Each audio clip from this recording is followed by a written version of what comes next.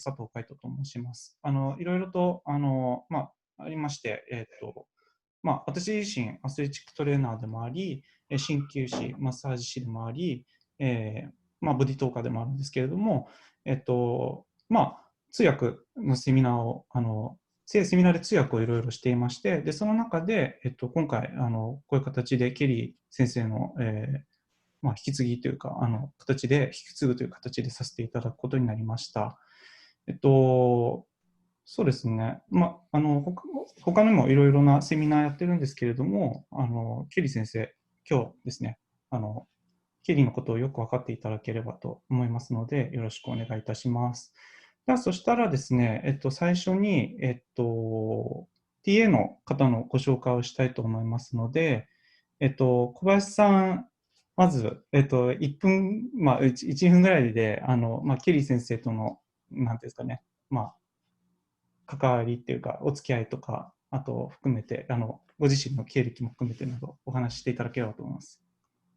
はい。初めましての方も多いかと思います。小林と申します。江戸川区の方で整体院を経営してます。ケリー先生とは2014年ぐらいからトータルボディバランシングですね。そのセミナーから本格的に出始めて、で、他にはボディートーク療法をやってたんですけども、最近そちらは卒業してっていうところなんですけども、エネルギーのケリー先生のこのセミナーを、この前受けてですね、そういったところで結構肉体レベルの変化がエネルギーで結構変わるんだなっていうのは衝撃をそれで受けてですね、そこから結構変わったような気がします。今回こういった形でご一緒させてもらうのをすごい楽しみにしてますので、どうぞよろしくお願いします。はい、お願いします。ありがとうございます。そしたら今度、小野さん。私ですか。はい。はい、こんばんは。小野栄一と言います。大丈夫ですか。はい。ケリー先生とはもう日本に来た時からというか、来た時に斉藤社長に、来ないのかと誘われて、もうですから最初からずっと最後までほとんど9割以上参加してるかなという感じがします。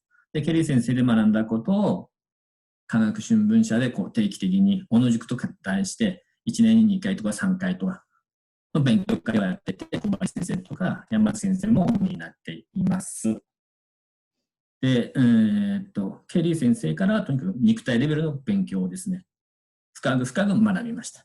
で、その上で、目に見えない大事なもの、それはエネルギーなんですけど、目に見えないものも大事だということを知りました。今回、ティーチングアシスタントということで皆さんに関わっていくわけですけど、皆さんに力になればと思ってやっています。よろしくお願いします。よろしくお願いします。ありがとうございます。では、山崎さん、お願いします。はい、こんばんは。山崎徹と申します。高知県でやってます。それでですね、私は最初、ケリーの、ポジショナルリリース少し出たんですけど、途中ちょっと間抜けて、で、僕も TB からまた再開して、TBB か。TBB から再開して、で、それで、ケリーの良さを再確認したんですけども、で、今回やるそのエナジテックスっていうのは、ケリーの最後の集大成みたいなところがあって、で、ケリーのその、なんですね、体をまず見ることをやってみて、で、それで明確になんですかね、TB をやらないといけない条件っていうのをケリーは明確に出してくれているので、で、肉体的なものの変化を起こせる治療ができなかったときに対して TB がやればすごく効果が高いと。で、それができない場合でも TB でも十分、効果を出すことができるということを明確にケリーがこのセミナーの中で伝えてくれると思います。で、そういう感じで、拙いとは思いますけど、少しでも、最初に学んだものとして、少しそれが皆さんにうまく伝わるようにシェアできればいいなと思っています。よろしくお願いします。よろしくお願いします。ありがとうございます。じゃあ、斉藤さん大丈夫？斉藤さんの紹介、本日ぜひお願いします。そうですね。すいません、斉藤さん、ごめんなさい。科学新聞社の、長年、ケリーと15年以上お付き合いがありまして、ずっとなんていうんですかね、一緒にされてて、で、私が今年から初めて入ったんですけども、大本斉藤さんです。科学新聞社の斉藤さん。お願いします。あれ、ミュートになってる。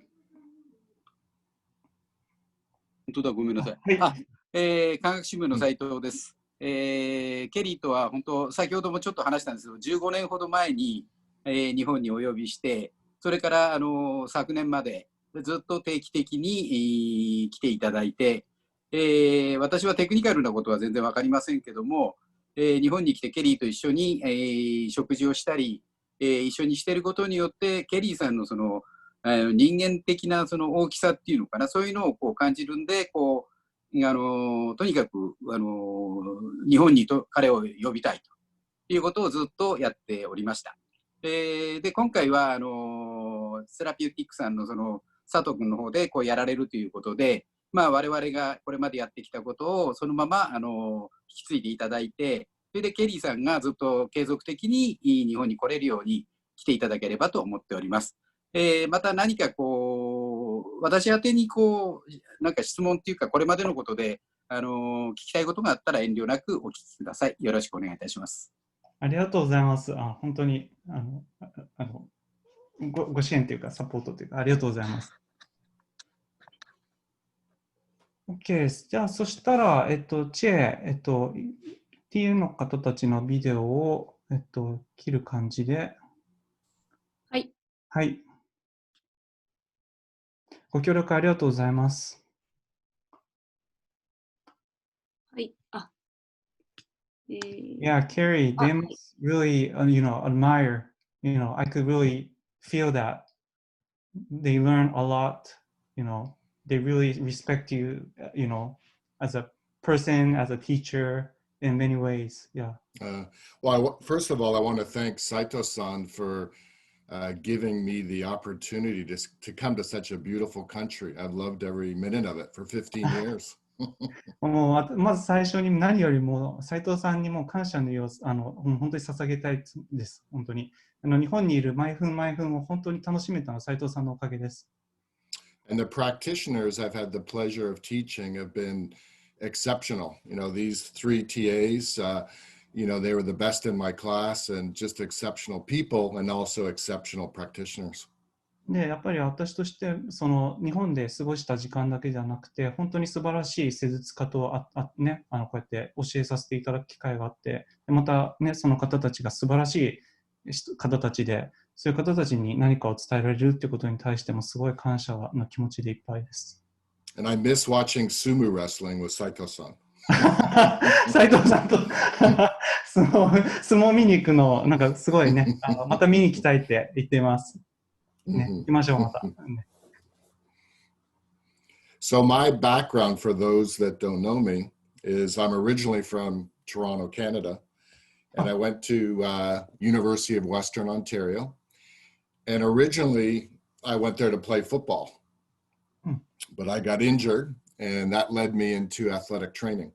いや私sorry. Sorry. Yeah. カナダ、トロント、right? Yeah. トラントからなんですけれども、大学は、オンタリオの方にいて、で私その時、大学の時にアメフトやっていました。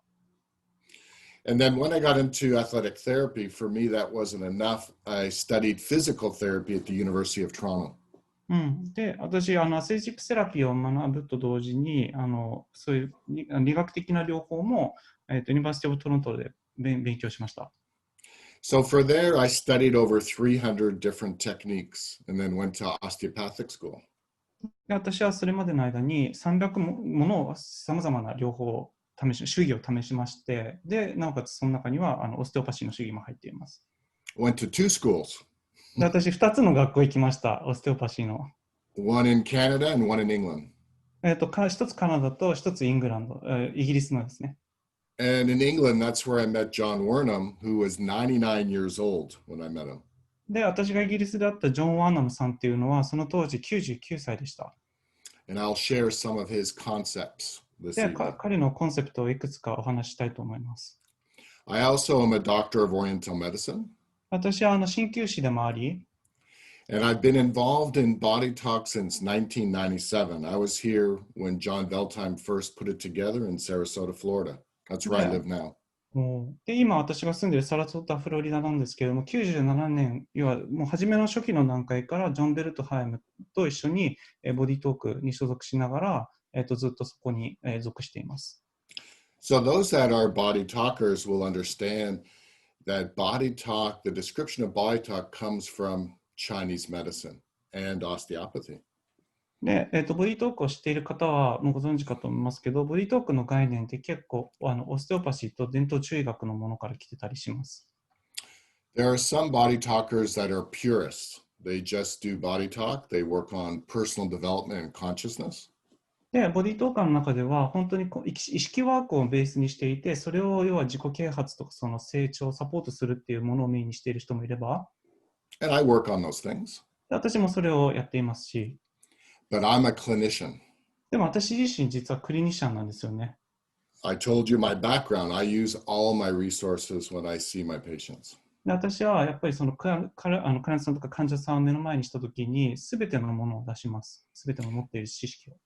Anyone who ever takes a class from me knows that I'm very strict on principles, anatomy, and evaluation. で私は結構、受講された方は分かると思いますけど、結構なんていうの、原理原則、解剖学的なとか、基本的なその土台的な基礎的なものにすごいちゃんとのっとっています。So in Body Talk, I'm a senior practitioner because I've been around a while. I'm also an advanced practitioner. で私自身は結構ボディトーカーの歴も長いので、シニアインストラクターでもあります。Okay. That's my background. 私もバックグラウンドはいろいろあるんですけど、その一つのバックグラウンドでもあります。Lots of school. で、さまざまな学校にも通いました。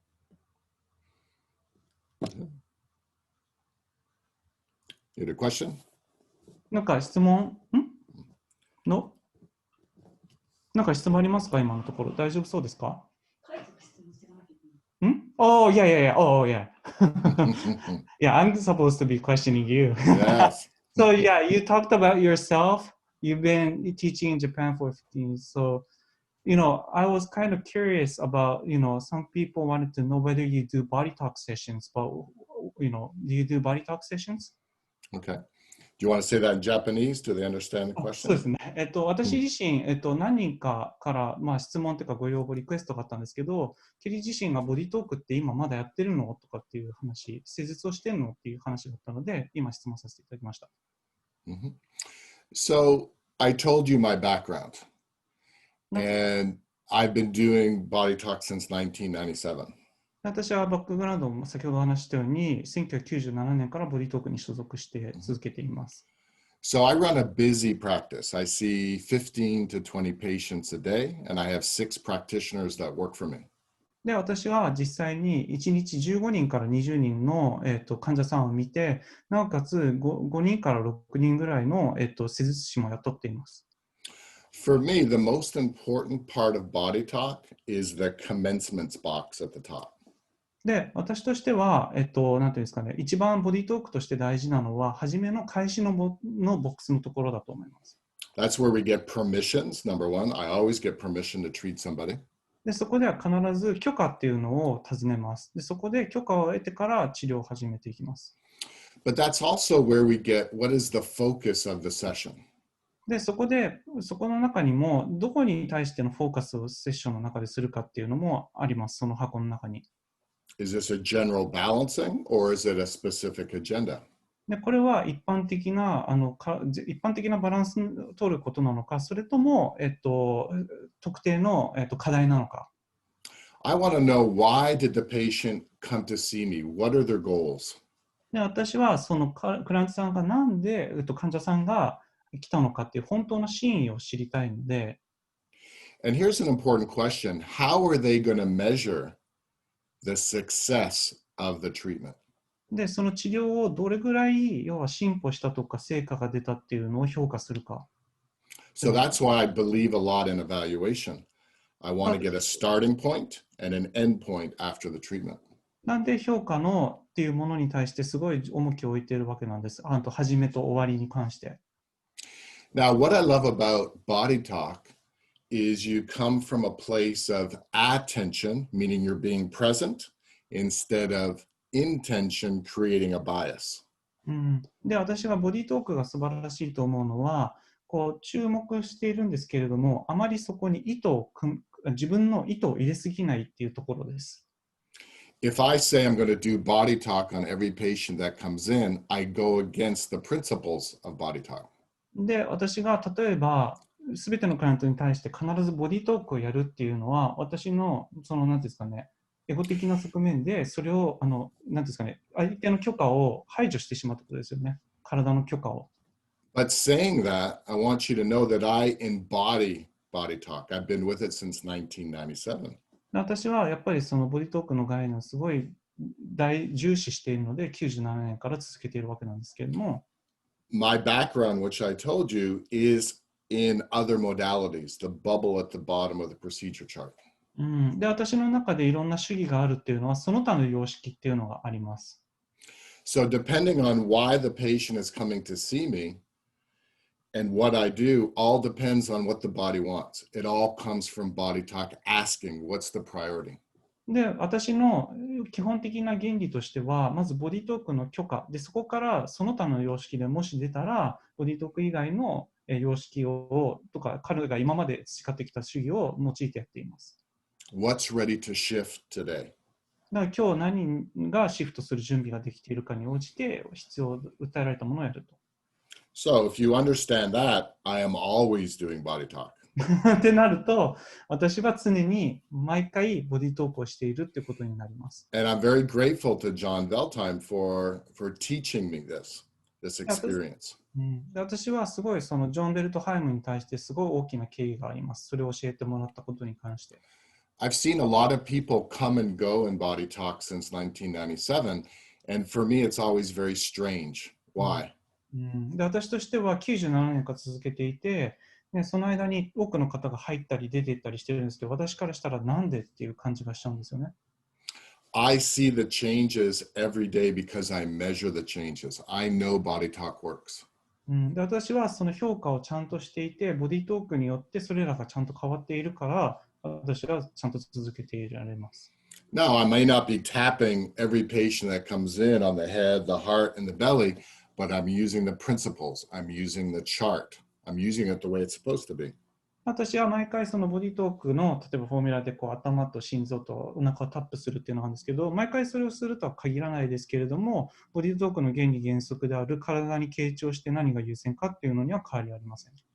And my results speak for themselves. で、結果がそれは何ていうんですかね、ちゃんと何ていうんですかね、やってればしっかり評価の時に出ます。I have a busy practice. 私はもう本当に忙しく毎日施術をしています。If I wasn't getting the results, my patients wouldn't come back. で、私結果が出てなかったら続けてきてくれないはずです。So I challenge all of you is evaluate your patients before and after whether you're doing body talk or anything else. なんで私が推奨するのは、やっぱりボディトークであろうがなかろうが、まあ、その評価をするっていうことは必ず前後で必要だと思います。推奨します。Be curious. 常に好奇心を持ちましょう。Okay? And measure the effectiveness of what you do. で、自分の効果ですね、それをちゃんと感じましょう。自分自身がやっていることに対して。So, to answer your question, yes, I do body talk on every patient. なんで私は Yes の答えは Yes です。毎回クライアントさんに対してボディトークをやっています。Okay, thank you. So you have so many backgrounds, but how do you decide whether this patient is? Oh yeah, you just said it. Yeah, you know, the principle. Yeah, the body says, yeah, whether they need it or not. Yeah. So a lot of you, the students, have many backgrounds. You're a chiropractor, you're an acupuncturist, you're a body talker. ね、もしかしたらその中には私が今質問したのはいろんなバックグラウンドがあると思うんですよね。例えばボディトーカーだったりとかオステオパシーの人だったりとかいろいろとあると思うんですけれども、どういうふうに患者さんに対してはやりますかって言ったら、ケリーが、その中にはいろんな主義をやっている人がいますよねって。確かに。So I think it's important for you to, whatever it is you do, is write down key points. What are the skills that you have So in other modalities, you can ask, well, is acupuncture a priority or chiropractic or osteopathic? なんで私が推奨するのは、例えばいくつか複数のやつやっている人がいるとしたら、その体に何が優先的に必要かっていうのを体に尋ねますと。だから鍼灸って出て、いろんな引き出し持ってる中に鍼灸だったら鍼灸っていうのが、もし優先だったらそれをするとか。And I think it's important to continually learn and expand that other modalities bubble so you have more things to choose from, more things to offer your patients. で、その他の様式っていうの中にいろんな引き出しを拡大し続ける、いや増やし続ける、引き出しを増やし続けるのは非常に大事です。それをすることによって多くのクライアントさんにいろんなものが提供できますし、それによって多くの、ね、こうなんですかね、改善がさまざまな角度ができるようになってきますので、I believe that all therapies work, and the beautiful thing about Body Talk is you can pick and choose what's going to be most effective for your patient right now. で、私としては、なんていうんですかね、すべての主義は本当に素晴らしく効果があると思います。で、そのボディトークの原理原則に基づいて、一応その体に何が必要なのかっていうのを聞くのが一番私は妥当かと思います。っていう質問ですね。OK. So, should I ask?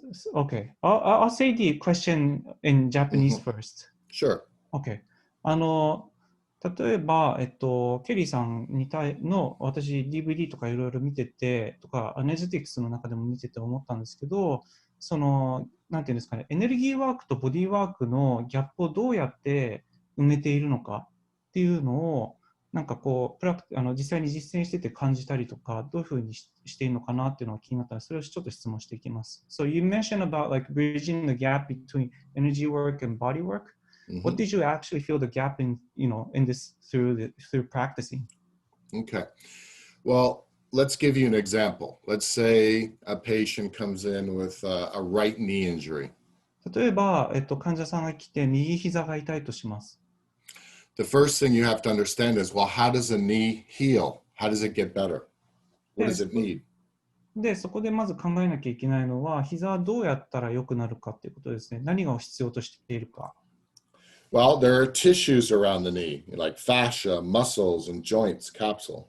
で、膝の中にはいろんなものがありますよね。滑膜だったりとか、なんですかね、関節の中には筋肉だったりとか、筋肉とか靭帯とかいろいろありますよね。So we need freedom of motion of those tissues.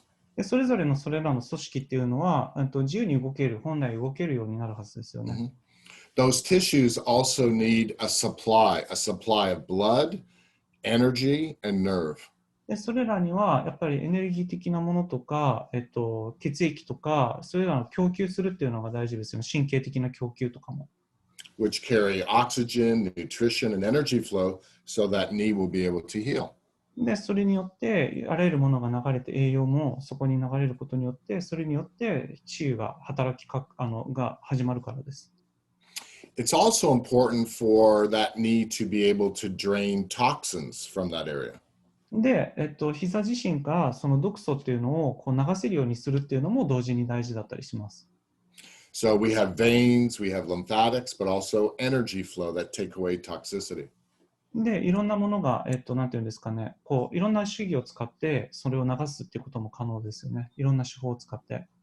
And there's an old saying in osteopathy, drainage precedes supply. で、これ、オステオパシーの概念なんですけど、ドレナージ、you say drainage? Precedes should happen before supply. で、こう流して、それを押して、で、そこから供給させるっていうらしいんですけれども。So what that means is that in order for that knee to get the oxygen, nutrition, and blood, you have to take away the waste products first. で、その要は、必要なものを供給させるためには、まず不要なものを排除、排泄、流すってことが大事です。Okay. So now we know what the knee needs to heal. What are the barriers in the way of this healing? で、それによって分かるのが、じゃあ何がその膝を治癒過程において阻害しているのかっていうのが分かってきますよね。So there are local barriers at the knee. で、そこには例えば局所的な、阻害要因があったりする場合もあります。Fascia, muscles, joints, fluids. 筋膜、筋、関節、活液。And these can interfere with the local healing. で、それらが局所的な治癒を阻む場合もあります。There's also total body lesions. それは中だけじゃなくて、体の全体の中での、傷とか、なんですかね、こう阻害物質があります。Think about, well, how does the knee get its blood supply from the heart? You have to think of that pathway. で、心臓からどのように膝の方まで、血液を供給できるかっていうその流れを考えてみると、How does it drain? どういうふうにじゃあ逆にその血液が戻っていくかっていうのも考えなきゃいけないですし、So that's called the pathway of healing. でそれがパスウェイオブヒーリングっていうその通路、ヒーリングの通路っていうふうに言っています。So the total body barriers, number one, are the transverse diaphragms. で、そのトータルボディのなんていうんですかね、その阻害因子となっているのが、こういう横の横断の、横の水平の膜ですね。Your thoracic inlet, your respiratory, your pelvic floor. で胸郭、この横隔膜、あと下の恥骨とか骨盤底のところですね。If they're restricted, they affect the vertical flow of nerves, arteries, veins, energy, lymphatics. で、それらが、うまく機能していないと、縦方向のその流れっていう血液、神経、エネルギー、さまざまなエネルギーの流れとか、さまざまな流れの供給が、阻害されてきてしまいます。Mm-hmm. Now, the other thing is lines of fascial tension. その中には、筋膜的なテンションというのがあり得ます。Mm-hmm. This line of fascial tension can come from the legs, the arms, or the head and neck, and they can interfere with these pathways of healing. でその筋膜的な障害っていうのが足だったりとか、その股関節とか骨盤あたりだったりとか腕あたりだったりとかそういうものによって、流れが阻害されるものもあります。The third component is the autonomic nervous system. で、3つ目が自律神経です。Okay? Now, if you look at the anatomy of a blood vessel, it has an inner lining of endothelial cells. で、何ですかね、血液じゃなくて血管の中の内壁を見ると、そこには細胞がありますよね。It's got a middle layer of smooth muscle. で、真ん中には、何ですか、なんだっけ、スムーズマッスルだから、いや、何でしたっけ、滑膜筋なんだっけな。So you have three types of muscle. You have cardiac, smooth, which is around organs, and skeletal. 平滑筋が、平滑筋。いやいや、平滑筋と骨格筋がありますよね。すいません。And an outer layer of connective tissue. で、外側の層の結合組織があります。So the smooth muscle is under the control of the autonomic nervous system. 平滑筋っていうのは自律神経によって支配されています。So when you are in fight or flight, you're in danger, the blood goes to your muscles for fight or running away, and it takes away from your organs of digestion. で、闘争反応の時は交感神経が優位なので骨格筋の方に全部血液が流れていくので中にあるその内臓に血液は全部外側に流れていきますよね。How does it do that? でそれどうやってやっているか。Vasodilation of the blood vessel in the muscles for fight or flight, and vasoconstriction in the organs of digestion. で、要は血管の骨格筋の方の中での血管が、拡張する。で、中の方の内臓の方の血液が収縮するということによって起きています。So if your patients are on sympathetic overload all the time, they're under stress, they're going to have more vasoconstriction, which affects microcirculation. で、患者さんが例えば常に緊張していて興奮状態にいると、それによって、常に血液が収縮していて、血液がなんですかね、最小限しか動いてない状態になります。And therefore, your ability to heal. で、それが要は治癒過程にも影響してきます。So what causes these local barriers and these total body barriers? で、それぞれのその局所的なバリアっていうか弊害と、その全身の中での弊害っていうのは何が起こっているか。Because of my background as an athletic trainer, physical therapist, osteopath, I think everything was physical. 例えば私はアスレチックトレーナーであり、理学療法士だったりとかしたので、すべては肉体的な側面だと私は思い込んでいました。But because of body talk and downward causation, I understand that the physical body is at the bottom of everything. で、ボディトークによって私が知ったのは、その肉体的なものっていうのは一番下だっていうことを気づかされたんですよね。And that energy, emotions, thoughts, beliefs, consciousness can all affect these barriers. で、それらの肉体的なその阻害因子っていうのは、実は感情的な側面とか自分の信念だったりとか意識だったりとか、そういうものが影響しあるから下の方にトップダウン方式で影響するっていう風なのを学びました。So most manual therapists will just work on the physical part of this lesion. でほとんどのその徒手療法家っていうのは、その肉体的なその目に見えるとかそういう物理的なものだけにフォーカスしかしません。And through my classes, I create a bridge to energy medicine, to emotions, thoughts, beliefs, consciousness, and body talk. で私はその中で、その徒手療法家の方の視野を広げるためのその、ね、感情的な側面とか意識的な側面もアプローチできるようなことを教えていっています。And so I call this the total body lesion. でこれは私がその全身の中での、トータルボディの中での、リジョンというかその影響しているっていうのを指しています。要は物理的なものだけじゃないってことですね。And this is what I stress in all my classes. 私がそれは、常に強調しているものです。Okay, thank you. So the class that is coming up in November is Total Body Energetic class, but ごめんなさい。I'm supposed to say it in Japanese first. TBE が11月に開催される予定なんですけれども、その IBA のクラスにもファシャルエナジェティックスっていうのがあるんですけど、それと同じですかって。で、それってどういうふうに実際に例えば IBA の中でできてったのかっていうか、むしろそれって IBA のクラスが先だったのか、それとも、ケリーが最初に作ってから、IBA に行ったのかっていうのがちょっと気になりますので質問させていただきます。So the class that is coming up in November is Total Body Energetic class, but is this identical to IBA Fascial Energetic class? And how was this class actually made? Was this class made first by you and then brought it to IBA after? What's this history? The story? Yeah. So remember I said that I started with Body Talk in 1997. 私はボディトーク、先ほど申したように97年から始めていて。So for the next 13 years, I practiced Body Talk with my practice.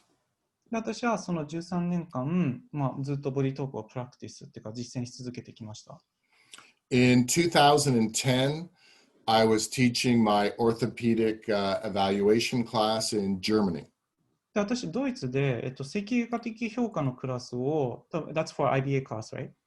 Yes. IBA のクラスの中で教えていました。整形外科的評価のクラスを。And a student came up to me with a very particular problem and asked me to evaluate her and treat her.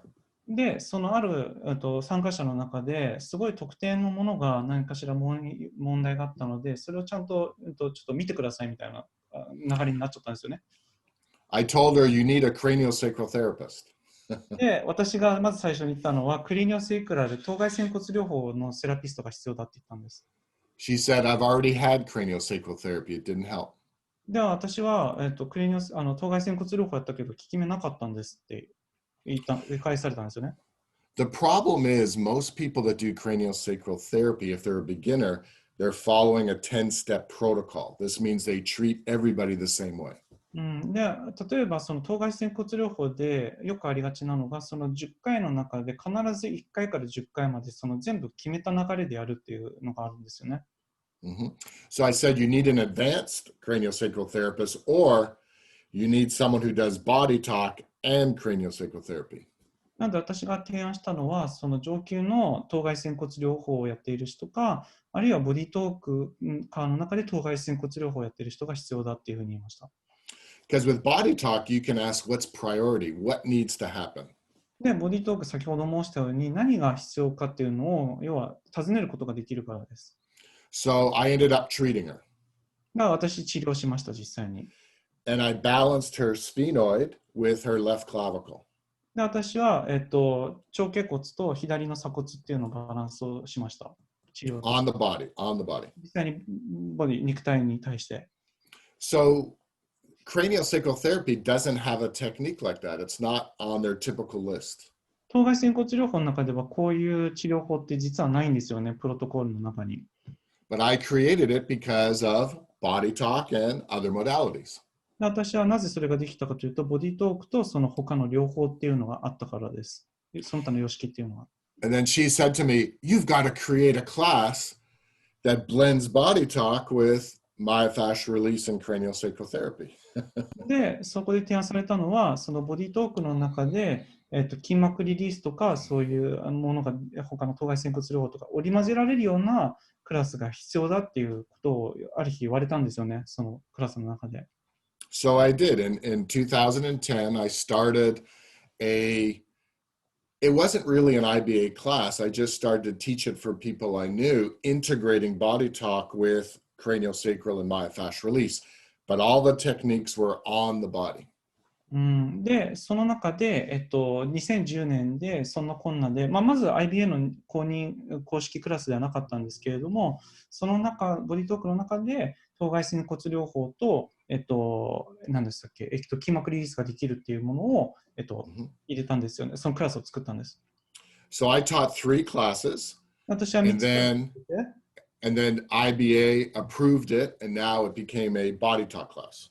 で、それが承認されて、ようやく IBA の公認クラスになりました。And it was called Body Talk Fascial Balancing originally.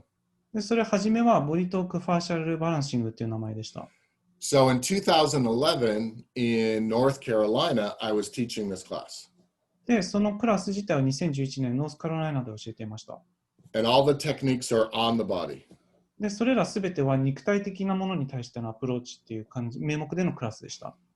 So as you know, a lot of body talkers are lay people. They're not used to working as manual therapists. で、皆さんご存知の通り、ボディートーカーの方って多くの方はあまり物理的に体を触れるのに慣れていない方がほとんどだと思います。So some of the students approached me and they said, "Well, can you do these techniques off the body?" で、その中で提案されたのが、じゃあ、ケリー、これをじゃあ直接触れないでやるっていう方法ってないのって聞かれたんですよね。I said, "Sure, no problem." じゃあ、問題ない、やってみようって言って。And then they said, "Show us." じゃあ、見せてみろよと言われました。I've never done it before. 私、実は過去にかつて一度も実はやったことなかったんですけど。And then there was a chiropractor in the class, Dr. Lord, who was in his 60s, and he had a bad arthritic hip on the right side. で、カイロプラクターの60代の、男性の方がいたんですけれども、その方が、右の股関節が悪かったんですよね。And he said, "You can treat my hip because it's bothering me." 私のその股関節をやってくれって、それ結構嫌っていうか不快なんでって言われたので。And there was a Belgian physical therapist there, and he said, "And I'll evaluate to see if it works," because he knows I like evaluation. で、そのベルギーの中で理学療法士がいたので、私が評価するよって、本当にそれが効くかどうか客観的に私が評価するよということを言われたんですよね。So I used all my resources. なんで私すべてのリソースを使いました。Body talk, mindscape, osteopathy. ボディトーク、マインドスケープ、オステオパシー、他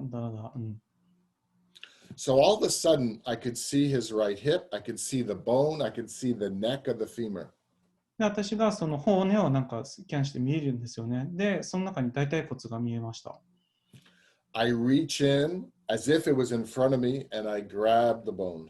で、それがあったかも目の前にあるかのようにイメージしながら、それを私の手元にこうやって引き寄せました。As a manual therapist, we do something called an unwinding with fascia. で、私はその徒手療法家の中でもあるんですけど、その筋膜をこうアンワインドっていう紐解くっていうのをやるんですよね。We listen and follow the tissues. で、その組織を傾聴します。どういうふうに動いてほしいか。Yeah, it's in my DNA. I've been doing thousands of these. 私の DNA の中にそれみんなあるんですよね。組み込まれています。So when I picked it, I call it a hologram, an energy hologram. I picked it up and just observed it. 私はそのエネルギーホログラムって言うんですけど、それを拾って、それをただ観察していました。It started to compress. でそれが急に圧迫し始めました。It started to bow ちょっとこうねじ曲げました。and twist. ひねりました。And then my hands did this. で、また手がこう勝手にポンって溶けたんですよね。And I go, I guess we're done. それで終了と。Now, I didn't tell you, but before I did this, we evaluated Dr. Lord. で、その、なんていうんですかね、評価、ね、言わなかったですけど、実はちゃんと以前に評価したんですよね、before。When he was lying on his back, we would lift his leg up. It's called a straight leg raise. It should be 90 degrees. He only had 30 degrees. でストレートレッグレイズっていうテストがあるんですけど、膝を伸ばしたまま、膝伸展のままこうやって股関節屈曲させるっていうのなんですけど、本当は90度までいかなきゃいけないんですけど、30度までだったんですよね。But after this treatment, full range of motion. でもこれやった後にフルレンジオブモーションで90度までいったんです。Hip flexion should be about 120 degrees. He only had maybe 80 degrees. 股関節屈曲、実はその時で、1回やった時も80度までしかいかなかったんですよね。理想は120度ぐらいなんですけど、After the treatment, full range of motion, no pain. もう治療後はもうフルに戻ってました。Hip rotation is typically 45 degrees and internal and external. He had 10 degrees. で、股関節の内外線ですね、45度ぐらいあってもいいはずなんですけど、10度ぐらいしかなかったのが、After treatment, he had almost full range of motion, no 治療 pain. 後もほとんど古くな可動域でしたね。に戻りました。So I go, that's how you do it. これが、これですと実証したいです。And they go, what did you just do? みんな何をしたみたいな感じのぐらい、ちょっと真っ白になったんですよね。And I go, I don't know. 私は知りませんと答えました。So it was a 3-day class. 3日間のクラスだったんですけど、And we stayed there till 10 o'clock at night each day because this is incredible. You know, I stayed up all night just trying to figure out about energy. I didn't know anything about it. 私、その時本当に思いつきでやったんですけど、そのエネルギーのことよく分かってなかったので、みんな夜10時まで残って、みんなで研究じゃないですけど、やり続けてました。The next week I was teaching in Toronto. It was 2011. And that's when the class really took off as an energy class, as an off-the-body class. で、その次の週に2011年の時、トロントでやったクラスで、正式にエネルギーでやるっていうクラスが、実装し始めたのがその時だったんです。Then I started my own institute called theダンブロジオ Institute. で、その後、ダンブロジオっていう、ケリーのインスティテュートっていうのがありまして、So I teach athletic therapists, massage therapists, physical therapists, osteopaths, chiropractors. 私はいろんな方対象にやっています。アスレチックトレーナー、理学療法士、オステオパス、いろいろと様々、カイロプラクター教えてるんですけど、And these are the classes that I had brought to Japan over the years with Saito-san. で、斉藤さんにも以前、お世話になって、日本で一回させていただきましたし、So I added energy balancing also to that because I wanted to create the bridge I talked about, manual therapy coming over to energy work and body talk. で、そのマニュアルセラピスト、要は徒手療法家っていうのが、そのエネルギー療法の方にもやっぱり入ってほしいって思いがあって、その後にケリーの方のインストの中に入れたということです。So this class that I developed is a combination of all my incredible practitioners, my teachers. 私のこれはすべての今までの、師匠とかいろんな先生からお世話になったすべてのエッセンスを入れたクラスになっています。It's not just body talk. ボディトークだけではありません。It's acupuncture philosophy, energy, エネルギー、quantum physics, 粒子物理学、learning about wave particle theory, entanglement, 理論ですね、など、non-locality, 非極材性、superposition. スーパーポジション。Yeah, these are all quantum physics. これすべて量子物理学の概念なんですけれども、Also, the way that I work with the energy is based on my background as an osteopath and a physical therapist. やっぱりその理学療法的な、オステオパシーのバックグラウンドも含めて持った中でのエネルギーのワークをやっているような感じですね。No one ever has an original idea. We always learn from our teachers and we develop it a bit differently, but there's no way I could have developed this without all this experience. で、やっぱりこういうすべてのありとあらゆるものって、すべての素晴らしい先生から学んだことによって、エッセンスがやっぱりこうね、凝縮されてできたようなものなので、源泉となるオリジナルのものは何もありません、自分の中には。So that's how it was developed. だそうやってクラスが出来上がりましたということです。OK。で、なんか YouTube で、ボディトークのジョン創始者に対してやってたと思うんですけども、これはボディトーカーの中では、こうオフィシャルにこうスタンダーローンっていうか、それ独立のテクニックとしてあるんですかとかって、例えばその IBA の中でこのファシャルエナジェティクスってどういう位置づけなんですかっていうのはちょっと気になりましたので、So I saw the YouTube that you're doing treatment on Body Talk founder John. Is that an official standalone technique that Body Talker can use as an other modalities, or what is this positioning in IBA? Okay. When I started to teach this class, I taught a class here in Sarasota, Florida. 私このクラスをし始めたとき、私はサラソタフロリダにいました。The IBA is in Sarasota, Florida. で、IBA も実はサラソタフロリダにあります。So it's John's institute. So he was curious. He says, "Do you mind if I come by and watch?" で、ジョン先生が直々になんかちょっと気になるから見に来てもいいっていうふうに言われたので、And I said, "You're always welcome." And he came and he observed the class. で、彼が実際に来て観察者として来ました、クラスの。John was having a right shoulder problem. で、彼は右の肩が悪かったんですよね。And so I used him as a demonstration. で、彼をデモとして使いました。And we just happened to videotape it. で、それをビデオテープしたんですよね。So that was back in 2011 or 2012, around there. 2011年、12年だったと思うんですけど、And we were able to change his range of motion and change his pain level. で、彼の痛みのペインスケールを下げたりとか、あと可動域を変えることができました。John and I have been friends since 1997. ジョンは私と、ね、97年以来の友達でして、He's one of my mentors. ね、彼も一つの師匠でもあります、私に。He's taught me so many incredible things. 彼すごい素晴らしいこといっぱい教えてくれました、私に。He's also one of my patients. 彼は私の患者さんでもあります。I treat him, I treated his wife, Esther. 私自身、奥さんも治療したことあります、ジョンの。So he's well aware of all my skills and how I use them. で、彼は結構気づいています。私が何をやっているとか、実際に私自身がどういう活動をしているかに関しても。And he's well aware I do everything by priority. I follow the principles of body talk. で、私自身がどういう治療をしているかも、実際に私の治療を受けているので分かりますよね。ちゃんとそういう原理原則にのっとってやっているってことも。He was very impressed with the technique. で、彼は結構それを私のやり方に結構、なんていうんですかね、こう感銘を受けていました。And he's the one that told me that this is a standalone technique. He was so impressed. で、彼すごい相当感銘を受けたせいか、もうこれはもう本当にスタンダードンテクニックとしてもう全然これもスタンダードンテクニックだって断言されました。And I'm always going to teach it for body talk. I mean, I love body talk.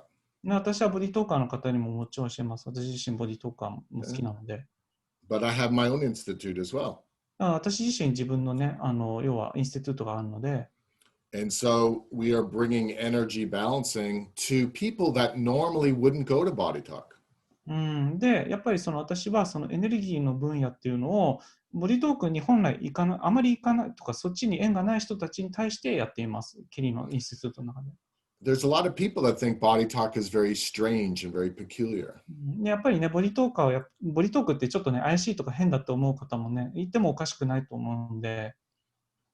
But if they see me teaching manual therapy and they respect me, they know that I'm into anatomy and evaluation.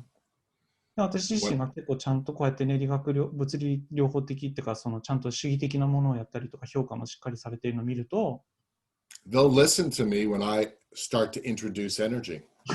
私がそのエネルギーのことを紹介すると、やっぱりちゃんとやっぱ受け入れてくれるようになるんですよね。I taught an energy balancing class, maybe 3-4 months ago. We had 70 students, and about 15 of them are now taking body talk. なんで実際に私自身が、3ヶ月前にクラスやった時に6、70人受講者がいたんですけれども、その方の15から15人が今ボディトークの中のクラスを受けてくれています。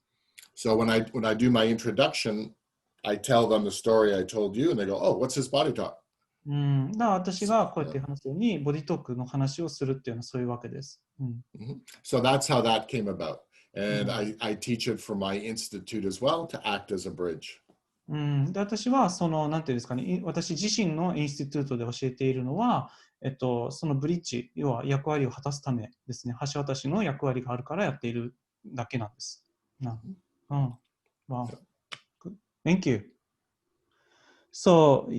で、ごめんなさい、ごめんなさい、IBA とかボディトーカーの話にちょっとなっちゃって、話ばかりになっちゃってるんですけれども、なぜ今回11月にあるクラスっていうのは、ボディトーカーだけじゃなくて、オステオパスとかカイロプラクターとか鍼灸師にとって大事なのか、私自身個人的には、本当に体を見ていく人っていうのは、この概念っていうんですかね、全体を見るっていう、その物理的な肉体だけじゃない意味での全体、もっと広い意味で見るっていうのはすごい大事だと思うんですけど、ケリー先生どう思いますか？Sorry to put the focus on IBA and body talker, but in general, why is this class important not only for body talker, but for people for osteopath, chiropractor, or acupuncture, etc.? I personally think that people who want to treat the body or must or should know this concept in order to see the body, holistically. Well, because of my background, I'm going to appeal to those types of manual therapists. 私の徒手療法家にはそういうありとあらゆるものを紹介していくつもりです。I know their thinking. で、私は徒手療法家の考えていることもよく分かっています。Because I was there myself. なぜかというと、私自身がそういう葛藤があったからです。So when I gave you that example of that knee injury, for me, I was thinking just physical treatment. で、私が例えば右膝のかつての話をしましたけれども、その当時って私は物理的なことしか考えてなかったんですよね。I studied hundreds and hundreds of manual therapy techniques. 私はすごい何百個もね、いろんなね、徒手療法っていうか主義的なものを学びました。But I still wasn't helping all my patients. でも私の患者さんをみんなを助けることができませんでした。You can take all the manual therapy techniques you want.It's not going to help you because that's just one component.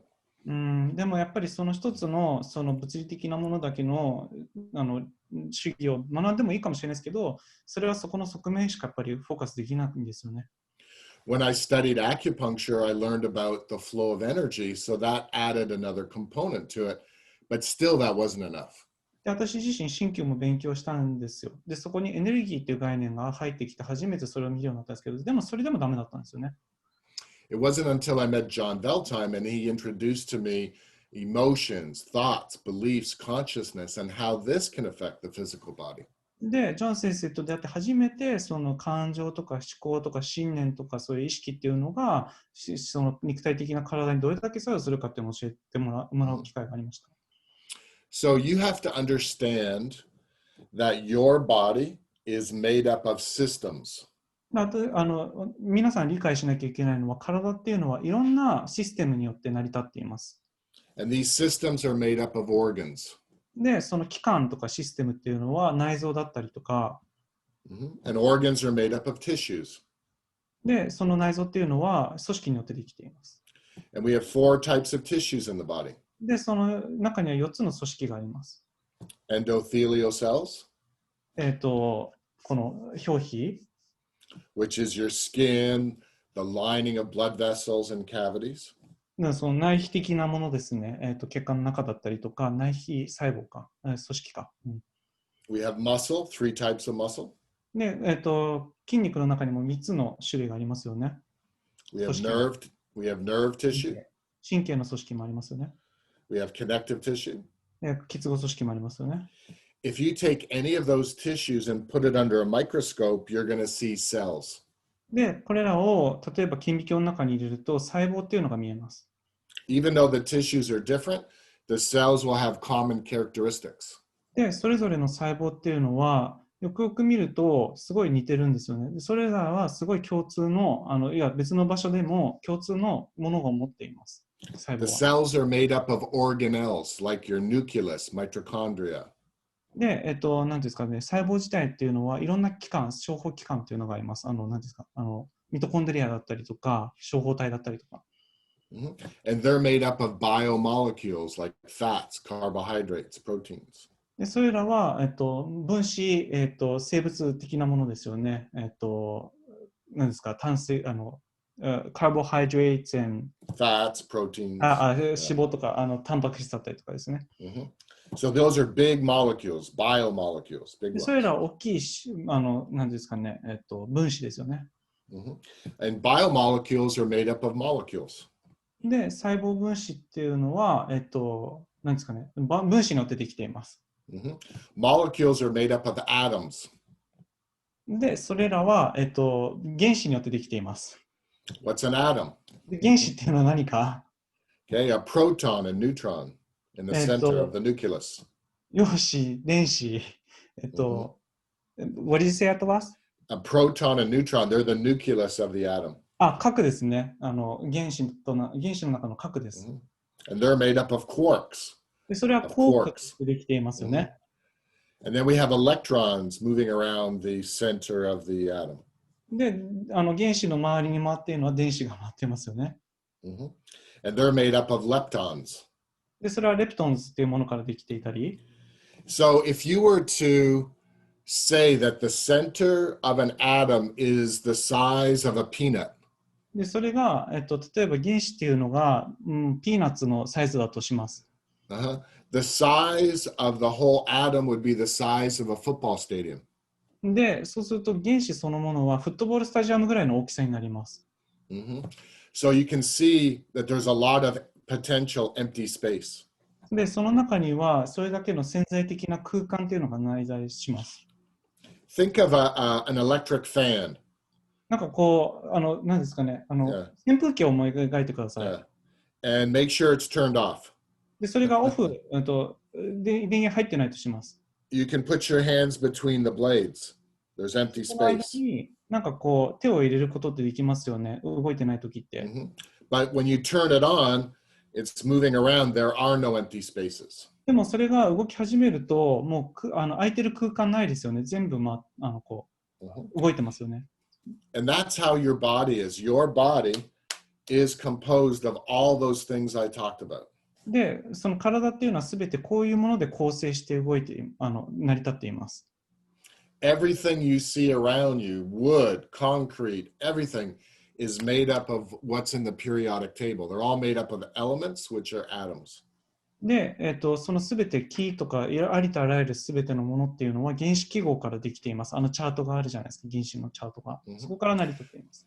So once you understand that, and once you understand the downward causation, consciousness, a universal consciousness, your consciousness, beliefs, emotions, energy, physical body, then you'll understand why this is important.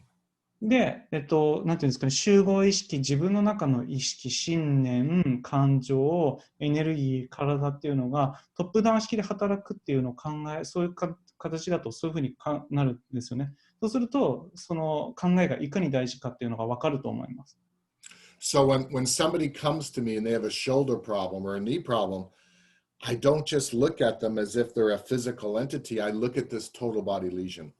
で、例えば肩が痛いとしても、そういうような考え方で見ると、その肩っていうその肉体的なものだけで見なくなります。I think it's important, no matter what profession you are, you need to understand this downward causation. You need to understand that your body is made up of energy. で、やっぱりそのどんな、職域っていうか、その理学療法士や鍼灸師だ、どんなもの、プロフェッショナルでもあっても、このやっぱ体はエネルギーでできているっていう概念は非常に大事です。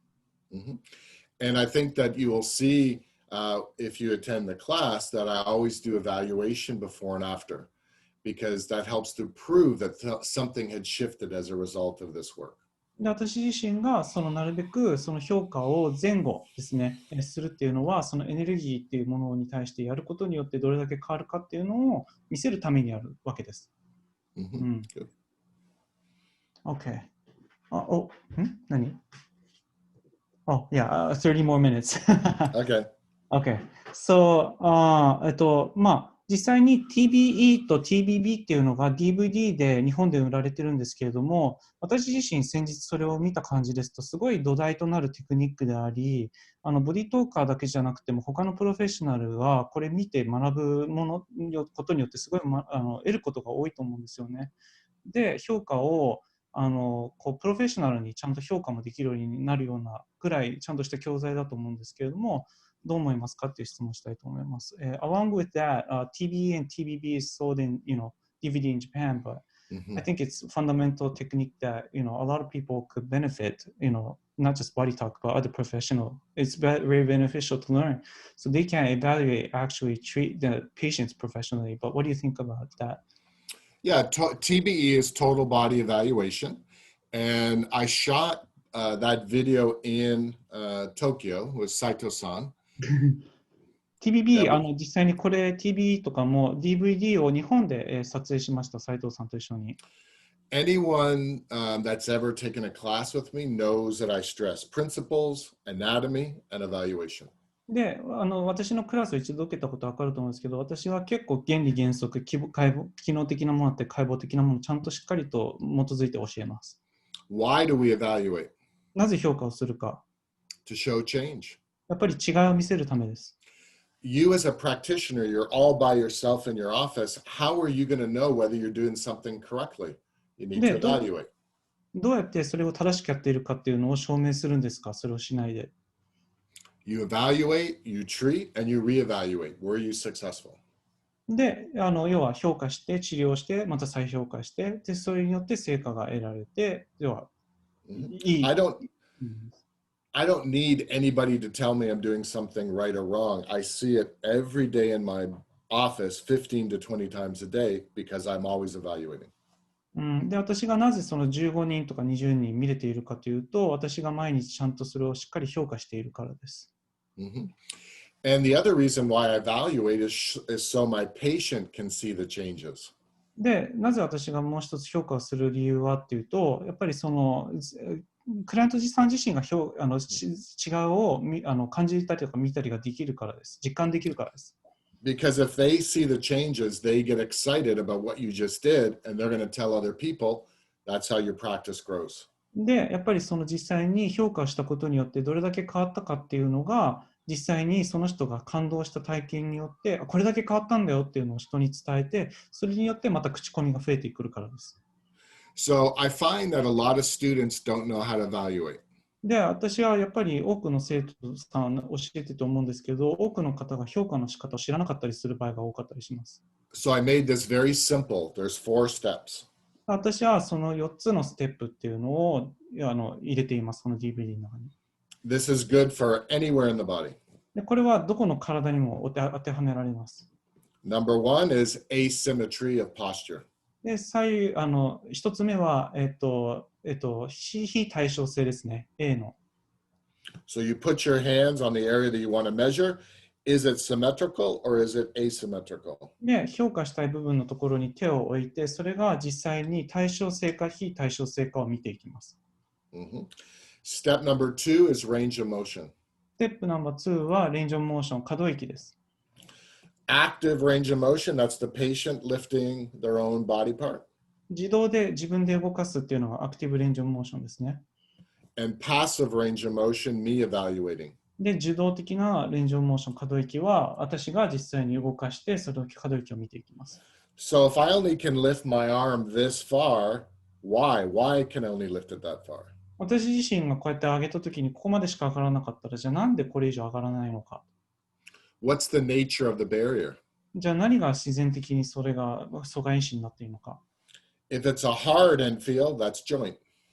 でそれがもしちょっとなんですかね、硬かったら、それはハードなんですかね、硬いエンドフィールドだったら、それは関節です。If it's a firm end field, that could be fascial or muscle. で硬直したものだったら、それは筋膜だったりする場合があります。If it's a soft end field, that's more swelling. で柔らかいものだったら、どちらかというと主張、浮腫、浮腫的なものだったりとかします。Now, T, or the next number 3, is evaluating tension in the body. で、3つ目っていうのが T の中のテンションですね。張力です。So normally if I'm on a rib or any joint at all, and I do a very gentle spring test, the body should be soft and supple. で、私が例えば肋骨を評価しているときにこうやって押したときに、しっかりと柔らかくてこう波打つような感じだったりするはずです、正常ですと。If it's hard and rigid, it could be a joint dysfunction. でそれが硬かったら、それは関節の、障害かもしれません。When I teach, I also add that T can also stand for tenderness. で、T っていうのはもう一個は、痛みだったりっていう場合もあります。And that is indicating muscle spasm. でそれが筋の硬直を表してたりする場合があります。And then T can also stand for tissue texture changes where you're feeling for bogginess and swelling. で、例えばこの T はもう一個は、組織の、硬度ですね、硬さですね。どれだけ柔らかくなっているかとか。And the fourth step is looking at special tests like a fascial glide or nerve tests or muscle tests. で、S はスペシャルテストで、そのなんですかね、ファーシャルグライドを見たりとか、筋膜のグライドを見たりとか、あとはその神経とか筋テスト、筋力テストをやったりもします。If you do Jean-Pierre's visceral manipulation, it could be general listening or local listening. で、それがもしかしたら、ジェネラルリスニングって一般的なものだったりとか、そのローカル、局所的なものだったりとかっていうのも分かれています。Or Upledger's work, it could be arcing. プレジャーワークだったら、アーキングだったり。Or in body talk, the biofeedback test, the yes and no's. で、バイオフィードバックだ、ボディートークだったらバイオフィードバックテスト。So that total body evaluation is 4 steps. You're looking at posture, range of motion, tension tests, and special tests in each section. Yeah. なんで、なんていうんですかね、それらっていう、その評価 TB っていうのは、非対称性、可動域、テンション、筋硬直、あとスペシャルテストとか、そういうのを4つを見ています。Now, TBB is total body balancing. で、TBB っていうのはトータルボディバランシングで、And that's what I learned from John Wernham, that 99-year-old osteopath in England. 私はこれ99歳のイギリスのそのオステオパスの方から学んだものです、TBB は。And it's one of my favorite treatments. It treats the total body lesion. でこれが体の、トータルボディ、全身のリージョンを、なんですかね、こうやってくれるものです。Remember I said that there are local barriers and there's total body barriers. 局所的な障害だったりとか、全身の中での障害っていうのがあります。リージョンって障害ですね。すみません。Most practitioners out there are good at treating local barriers, but they don't look at the total body. They don't look at the diaphragms, the autonomic nervous system, lines of fascial tension. 結構局所的なものがうまい都市療法家多いと思うんですけど、全身を見る方ってあんまりいなかったですね。横隔膜だったりとか、さっき話した自律神経を考慮した加味したような見方っていうのは。So total body balancing helps to restore the pathway of healing. なんで TBB はそれらのその通路っていうのを正常に戻す、さっき話した縦の流れを良くするためのものだったりします。So if you do body talk, TBB is a great way to integrate it back into the physical body. なんで、ボディトーカーの人たちには特にお勧めしますっていうのは、それがフィジカルのレベルでのできる一つの様式になったりもしますので。Okay. Okay. So, a demo. Oh, we gotta go with the demo. Okay. Is that okay? We got 4 questions, but Let's do the demo first. Okay, yeah.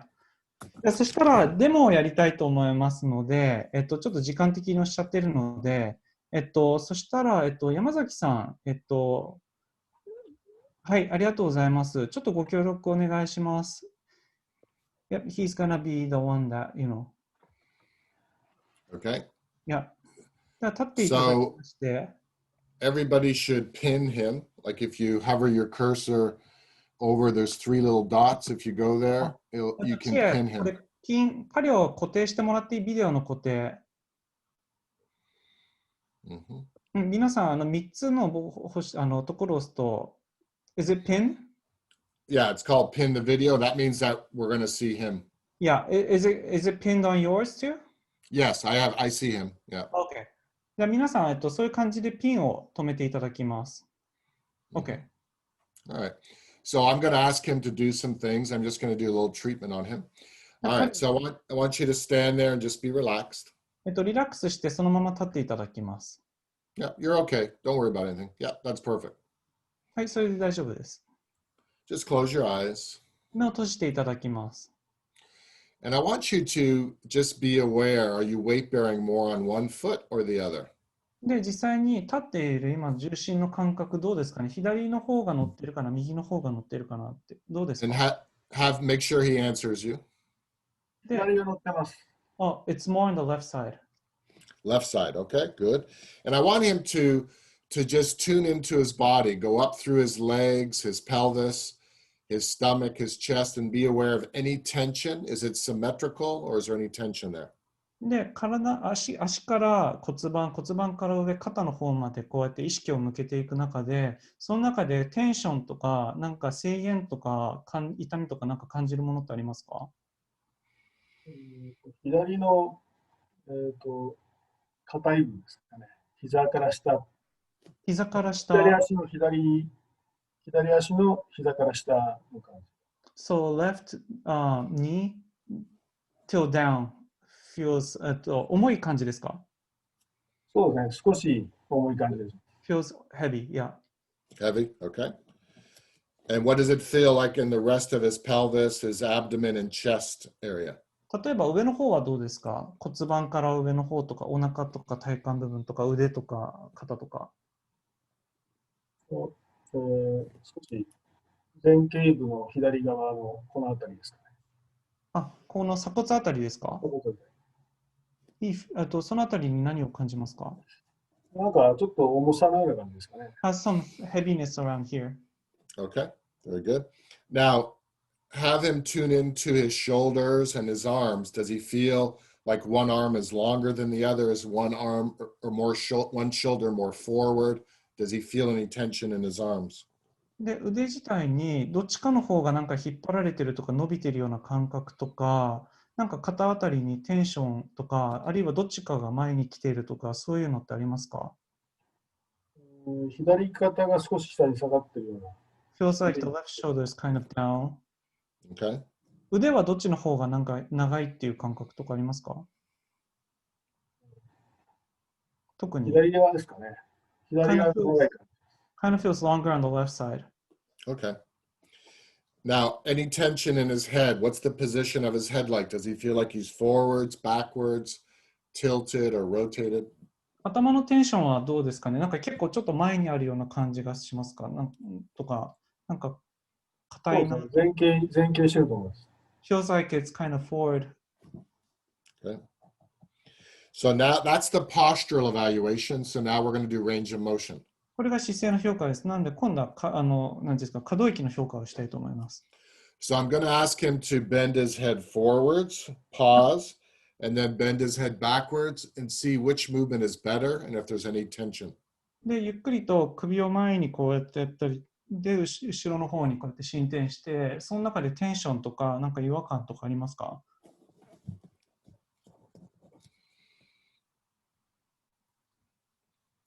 そうですね。首を、屈曲させたら後ろの方に少しテンションを感じるし、進展させても前の方に両方テンションを感じる。Both has tension.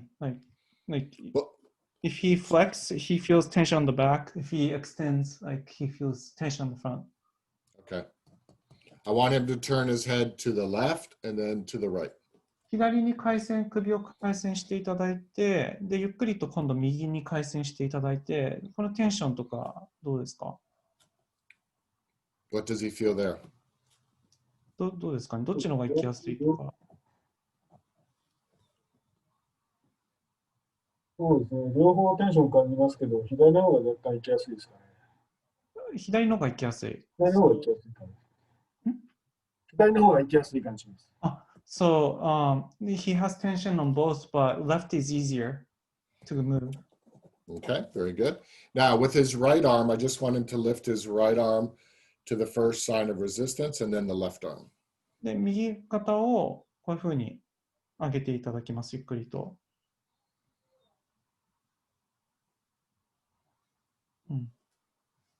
Okay, and then compare that to the left. で、今度左行きましょ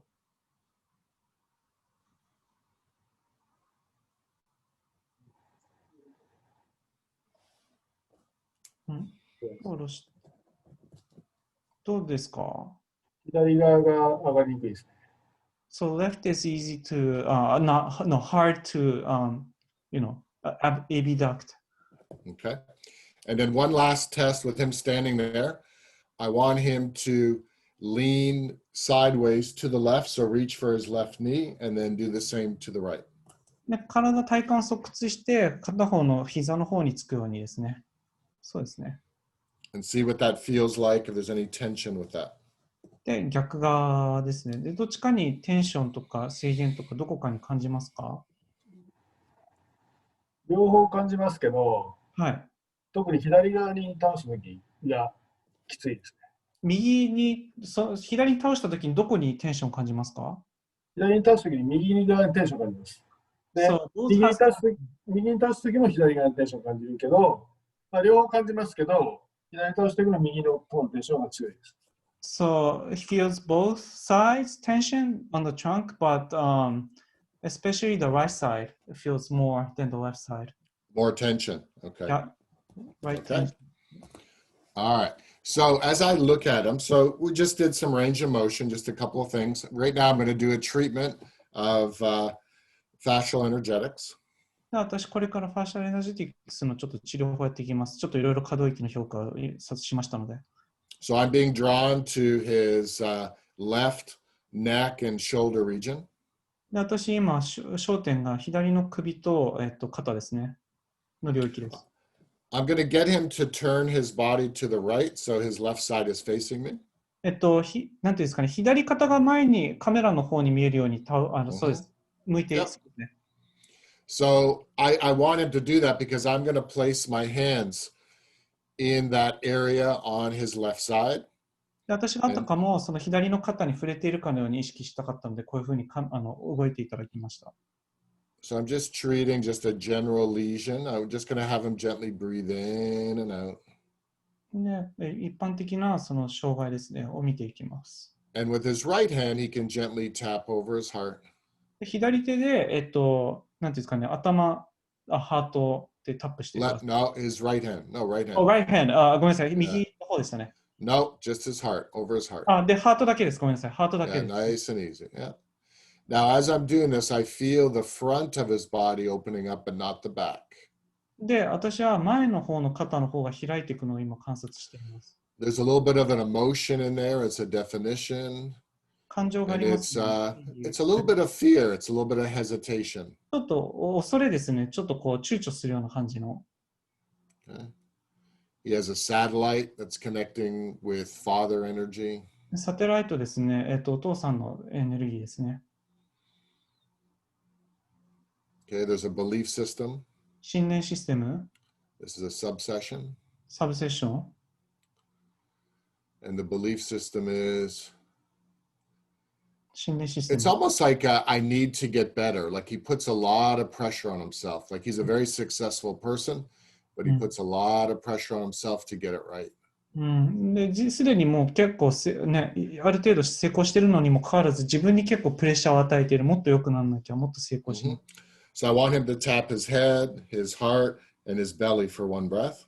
で、ちょっと深呼吸ごとに、頭にタップ、ハートにタップ、お腹にタップをしていただきたいと思います。Tap his head for a breath, yeah. そうですね。で、深呼吸して、And then his heart. で、深呼吸終わったら今度胸。で、お腹ですね。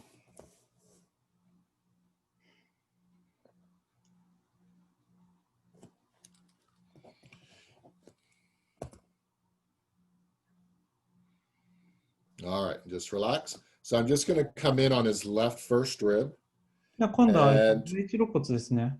and T12. で、12胸椎。And then I'm just going to create a nice balancing between the two. その2つのバランスをします。And I want him with his right hand to tap over his heart. 右手でハートをタップしてください、山崎さん。はい。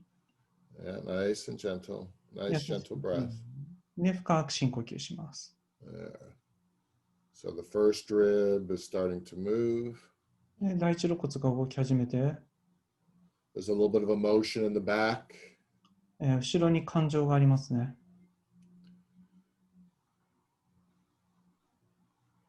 And again, it's a little bit of the water element, a little bit of fear, hesitation, but also a little bit of grief. Grief is kind of a deep sadness. 恐れ、さっき話した恐れとかプレッシャーに対しての恐れだけじゃなくて、今度は悲嘆ですね、深い悲しみ。And there's a belief in the back. で、後ろに信念システム、It's a subsession. サブセッション。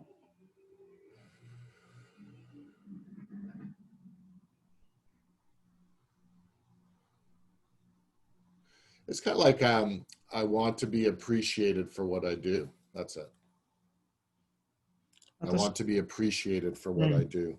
自分のやることに承認っていうか受け入れてもらいたいっていう。And then he can tap his head for one breath. 頭にタップします。深く深呼吸、深呼吸しながら。Good. And then tap over the heart. で、ハートにタップ。右手です。そうですね。And then the belly. で、お腹。All right. And when he finishes, he can turn around and face us. で、これが一旦終わったら、また正面向いていただいて、戻っていただいて。Now, one thing to remember when we do sessions, that we are all professionals in this room, so anything said in this room stays in this room. で、皆さんご存知の通り、これはプライバシーのものがあるので、このものは中で、内側の中のものなので、外には出さないようにしてください。We appreciate him volunteering to be my subject. で、彼が山崎さんご協力いただきありがとうございます。So right now I want him to tune into his body. Before he said that he was weight bearing more on his left foot and he felt heaviness from his knee down. Does that feel the same or is it different? で、先ほど左足の方がなんかこうね、重い感じで、特に膝下とかっておっしゃってたと思うんですけれども、今はどういう感じですか？変化ありました？変化しました。で、それでさっき重心が左側に出たんですけど、今右側に少し変化した感じで、真ん中に立ってるって感じもします。Feels more towards the center, because it's kind of feeling more lighter on the left side, yeah. Okay. Now, he also said he had tension in this shoulder area and his left arm felt longer. What does that feel like? で、今、左肩、この辺がちょっとこうね、とか、あと左の腕の方が長く感じるとかっていうのがあったと思うんですけど、どういう感じですか、今？そうですね。なんか少し筋肉がこう締まったような感じで、少し、なんていうんですかね、上にリフトアップしたような感じでします。Felt like it's kind of lifted up, not like pulled down. All right. Now I want him to bend his head forwards and backwards and see, does he notice any change in the forward bending and backward bending of his neck? 首のこの屈曲ですね。と進展ちょっとやっていただいて、なんか変化ありますか？ Oh, he's going a little bit further. You can see. 結構可動域が広がってる感じで。そうですね。可動域が広がりました。テンションはどうですか？テンションは進展の時はまだ少しありますけど、最初の状態よりはいいです。で、屈曲の時は最初と比べてかなり変化しました。A lot of changes when he do the flexion. He still has a teeny bit when he do the extension on the front, but yeah. Yeah, it was just a quick demonstration. We would spend more time treating. Yeah. And I wanted to do the rotation left and right. 回旋動作ですね。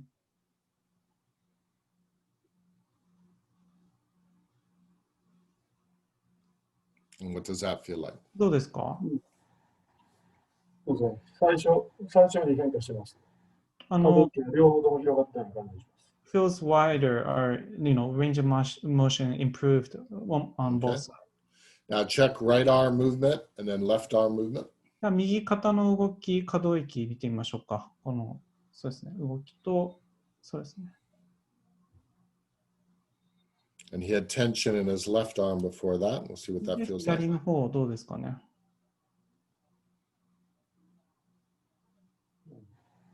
いいですね。だいぶ行きやすくなってますね。行けます。Yeah, a lot, more range of motion, yeah, increase. And then the last thing is just side bending, his trunk left and こ right. の側屈ですね、ちょっとやっていただいて。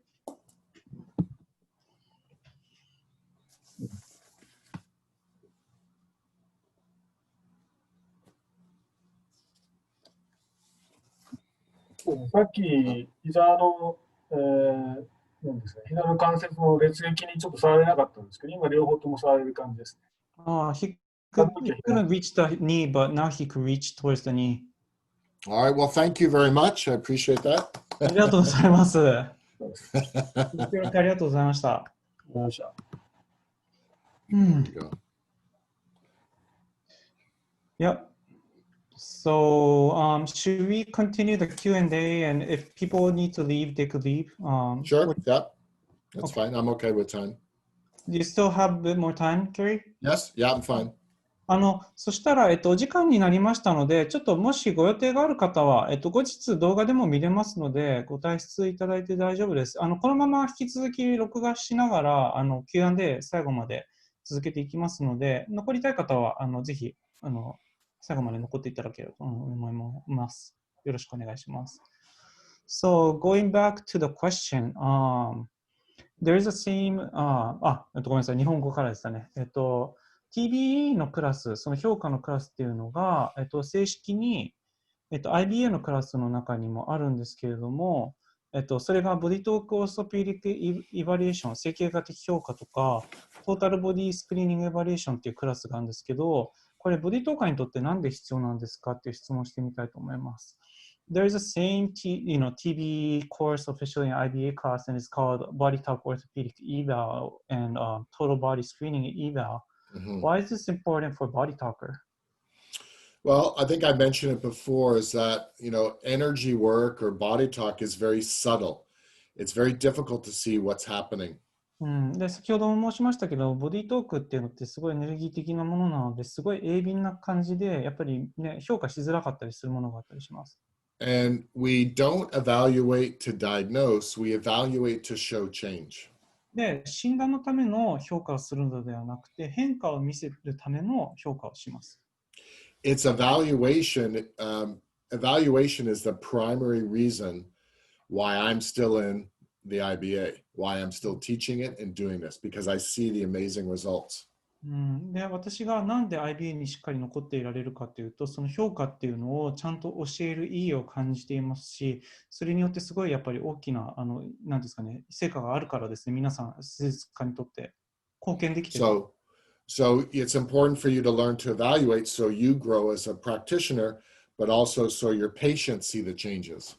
で、やっぱりそのプラクティショナー、その施術師自体がちゃんとこれを学ぶことっていうのが非常に大事なのは、その施術師自身のためでもあり、そのクライアントさんがしっかりとその成果を見れるためでもあります。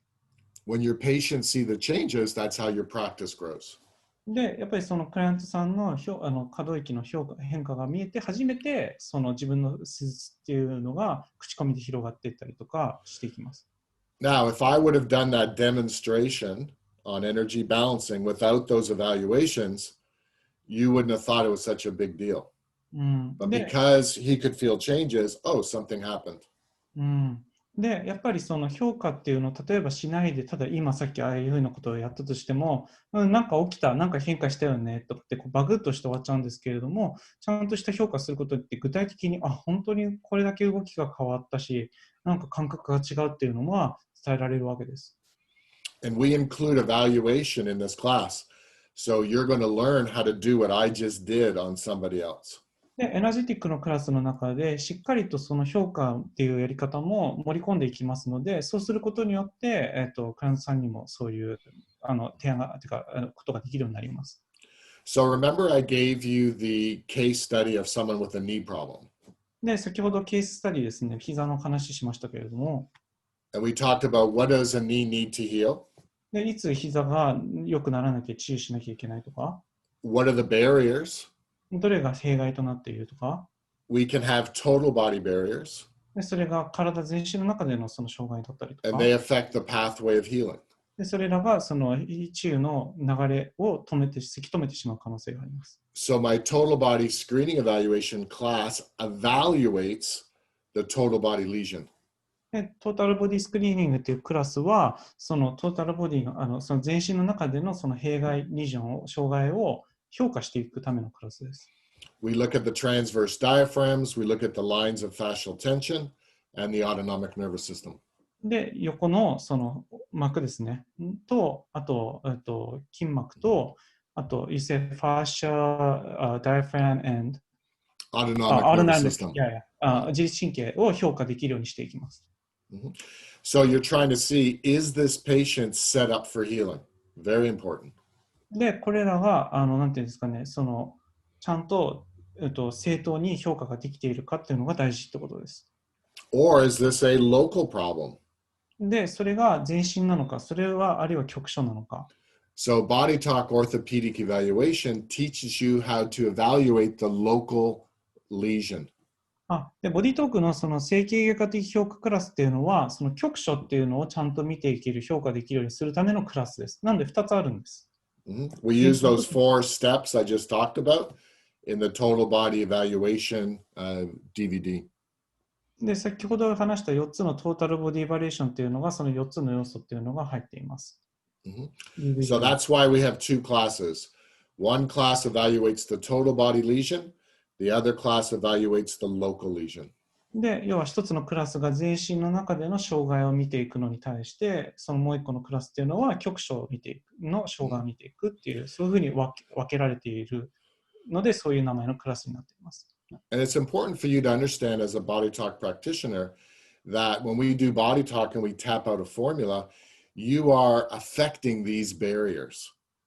And you are creating a better environment for healing. で、実際にボディトーカーの施術師として知らなければいけないのが、自分自身が作ったフォーミュラをタップすることによって、それぞれの体の治癒が良くなる環境をなんですかね、サポートして、そういう環境を作っているっていうことを知っている必要があります。By releasing these barriers because of consciousness, belief systems, emotions, energy, by releasing these barriers, you create a better environment for healing. で、その障害となっている感情だったりとか、信念システムだったりとか、意識だったりとか、そういうあらゆるあらゆるものを、なんですか、取り除いてあげることによって、より治癒しやすい環境っていうのが初めてできます。Therefore, nerves, arteries, veins, lymphatics, energy is going to flow much easier when there's no barrier. で、その弊害がないときとか、障害がないときに、それら必要な、なんですかね、酸素だけじゃなくて、血液とか神経とか、その必要なエネルギーとかがちゃんと供給されるようになってきます。Yeah. So that's why we have those classes to measure those barriers. なんで、それらの、弊害をちゃんと評価できるようにするためにあるクラスです。Thank you. で、私が、やっぱりこういう評価っていうのをプロフェッショナルに実践できるようになるってすごい大事だと思うんですよね。基礎的な土台となる解剖学とか生理学を知って、そうすることによって、その評価の前後によって、セッションがどれだけクライアントにとって、変化したかっていう気づきになったりとか、どれだけ前進した、要は、なんていうんですかね、変わっていったかっていうのが、1回のセッションの中でもそうだし、全体の複数のセッションの中でどれだけ前進していったかっていうのが見れると思うんですよね。So I think that people should be able to perform evaluation professionally, having the basic knowledge of anatomy and physiology, so that they could evaluate before and after the session to provide clients a realization of how it changed the progress from one session or so, or also like a follow-up session. But yeah, what do you think? Oh, definitely. That's why we evaluate. We want to see change in that session, but we also want to see it in subsequent sessions because healing is a journey. It takes some time in some patients. 私はもうそれは全く同意で、やっぱりその一つのセッションだけの変化だけじゃなくて、経過をたどってどれだけ変化していったっていうのが、やっぱりその1回のセッションだけじゃなくて、やっぱり旅なんですよね、その治癒。1回で良くなる場合もあるかもしれないですけど、それちゃんとフォローするためにも非常に大事だと思います。I had a patient come in with headaches, shoulder pain, back pain, and right knee pain. 4 areas.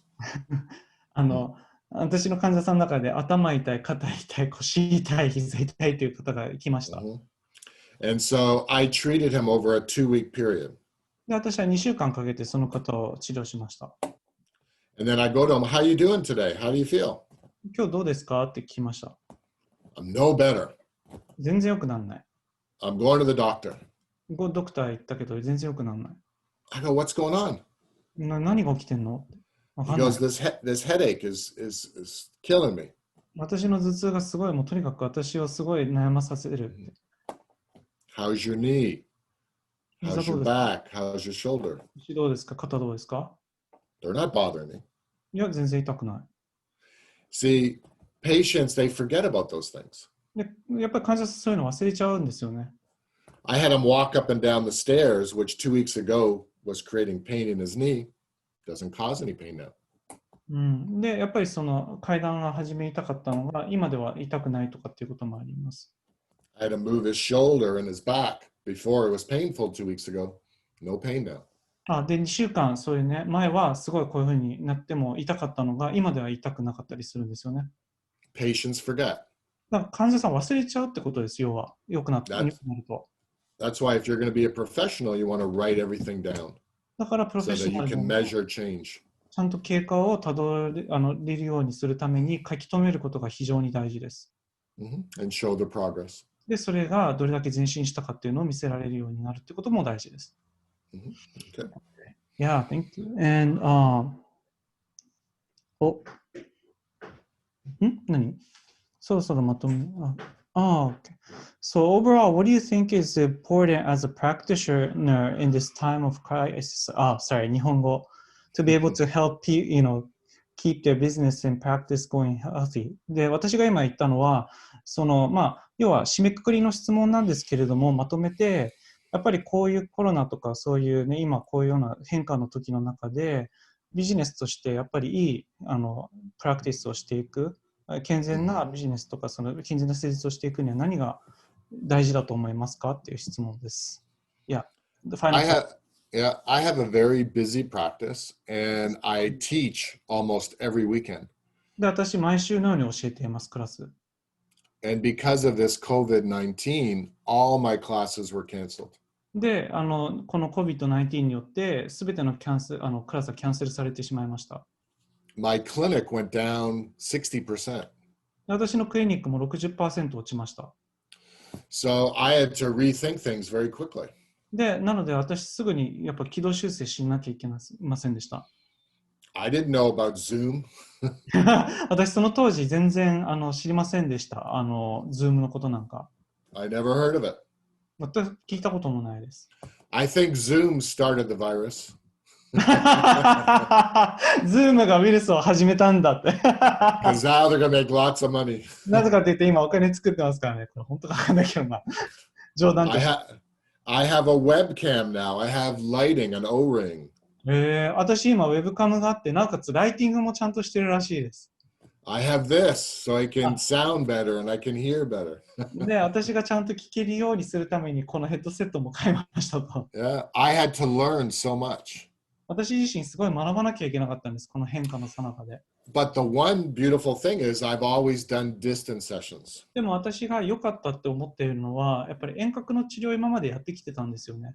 And they got better with Zoom. で、これ、Zoom によってより良くなったんです、それのおかげで。And also when I teach these energy classes, we would always teach them in person. で、エネルギーのクラスって実際に私、今まででしたら会って集まってやってたんですけれども、If you go to my D'Ambrosio Institute YouTube channel, and you can share that with them, I have about 16 videos on there that show me doing the energetic balancing live in a classroom with people measuring before and after. 私のサピエンシスのウェブサイトのケリーの中にあるんですけれども、そこに YouTube チャンネル、ケリーの YouTube チャンネルの動画を全部載せているので、そこで実際に対面でエネルギーのワークやっている、評価しているのを見れますので、それちょっと見てみてください。So I had to figure out a way how I was going to teach on Zoom. で、私はそれをどうやって Zoom で教えるかっていうのを、なんていうんですかね、こう知らなきゃいけない、ですか、見つけなきゃいけなかったんですよね、やり方を。So we lecture and show PowerPoints in this main room right now. で、私今実際にこのメインルームみたいなのでやっているのはパワポを見して、And then depending on the number of people attending, we'll have smaller breakout rooms with teaching instructors to answer your questions and show you techniques. で、私がっていうのは、そのプレゼン、そのパワポを見せ終わったら、TA が、それぞれ配置されたブレイクアウトルームって小部屋を作るんですよね。参加人数によって何個か分けられるんですけども、そういうのを作って、その中で質疑応答します。And then we have one-on-one breakout rooms, so we can treat each other just like you saw me demonstrate. で、さらにそこから1対1のブレイクアウトルームに置かれて、練習、その受講者同士の練習をしていただきます。And if you are having difficulties, you just push a button, you call for help, and a teaching assistant appears in your room. で、そこで2人でいて、よく分からなかったらボタンを押すと TA が、そこに駆けつけて、いろいろと質疑応答してくれます。I have fallen in love with online learning. I think it's incredible. 私はオンラインラーニングに結構恋をしました。それぐらい素晴らしいと思います。You can watch this in the comfort of your home. You can see me. You can see my PowerPoint. You can measure all the effective changes. で、家のこの、ね、環境、要は心地いい環境で受講できたりとか、私も自分のところでセミナーができたりとか、あるいはその離れている中でもこうやって評価をしながら治療もできたりとかっていうのもできますので、And less expense for you, missing less work. お互いにとっての費用も少なく済みますし、受講料も減りますし。I tend to teach my classes in 4-hour segments, so we can do a little bit over a 2-week period, and that way you can gather the information and understand it much better. で、3日間にわたってっていうのを2週続けていくことによって、その間になんか1週間空くと思うんですけど、それによってある程度考えることができるようになりますので、それもやっぱりメリットだと思いますし。I'm even teaching my manual therapy classes online. I mean, it's incredible. Yeah. 私、マニュアルセラピーも今、オンラインで教えちゃってるんですけど、これも結構これはこれですごいです。So we don't know how long this whole COVID-19 is going to last. So I think learning to be able to treat and evaluate over Zoom is going to be so important for your profession.